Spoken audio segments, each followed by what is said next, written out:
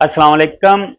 क्या आपको भी पखाना लेसदार आता है, या जब आप पखाना करते हैं तो पखाना जो होता है, जो आपका पखाना आता है आपको सख्त आता है, और ना सिर्फ पखाना सख्त आता है बल्कि आपका जो वॉशरूम वाली जगह है वहाँ पे पखाना आसानी से साफ नहीं होता, चिपक जाता है, और आपको पखाना वॉश करते वक्त वहाँ पे भी आपको थोड़ा ज़्यादा जोर लगाना पड़ता है, और पखाना करते वक्त भी लेसदार पखाना उसमें झाग आ जाती है।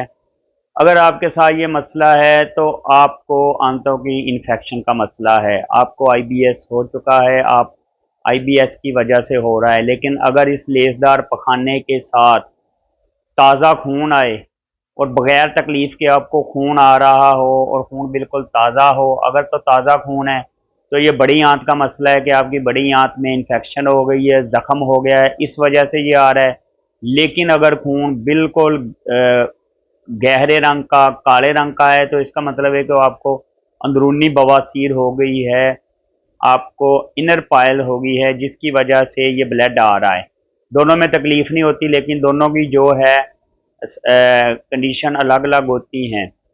अच्छा, इसमें ये कि आईबीएस जब हो जाता है, इसके साथ आपको पखाना इस तरह आता है, बदल के आता है, पखाने के साथ आपको मसला बनता है, और आपका जब तक मैदा साफ नहीं होता, मैदे में मरोड़ उठते हैं, मैदे में दर्द होता है, बेचैनी होती है, साथ साथ असाबी पट्टों की कमज़ोरी शुरू हो जाती है, नींद की कमी शुरू हो जाती है, साथ गुस्सा, चिड़चिड़ापन, ये सारे मसले शुरू हो जाते हैं।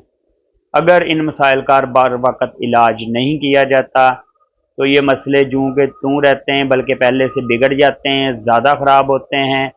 आपकी सारी जो तवज्जो है, आपकी दिमागी कमज़ोरी है, वो डिस्टर्ब होती है, आपकी इज़्दिवाजी ज़िंदगी कमज़ोर होती है, आपके इसके साथ साथ सोशल लाइफ मुतासर होती है।